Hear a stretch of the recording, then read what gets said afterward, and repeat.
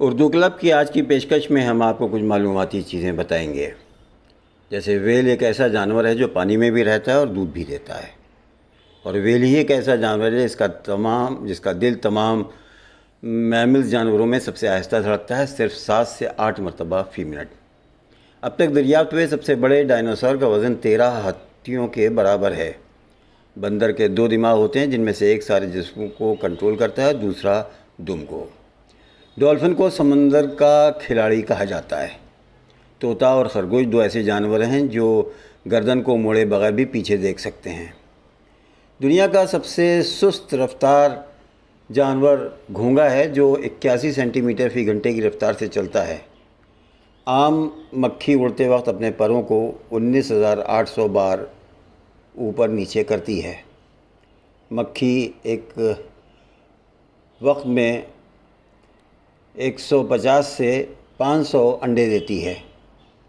Brazil میں دنیا کا سب سے چھوٹا مینڈک پایا جاتا ہے، جس کی لمبائی تقریباً 1 سینٹی میٹر سے بھی کم ہوتی ہے۔ اور آپ کو بتائیں کہ یہ بھی ایک عجیب و غریب چیز ہے کہ آپ نے کبھی کسی لیبارٹری یا عجائب گھر کا دورہ کیا اور وہاں انسانی آنکھ شیشے کے برتن میں بند ایک خاص قسم کے مالے میں تیرتے ہوئے دیکھا ہے۔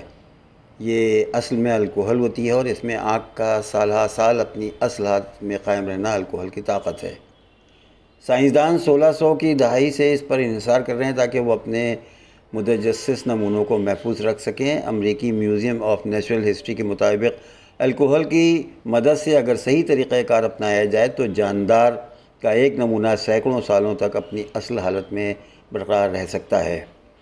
انڈیانا یونیورسٹی میں کیمسٹری کے معاون پروفیسر بل کیرول نے لائف سائنس کو بتایا مختصراً یہ کہ الکوہل ان جراثیموں کے لیے زہریلا ہے جو کسی اعضاء کی بتدریج خرابی کا باعث بنتے ہیں۔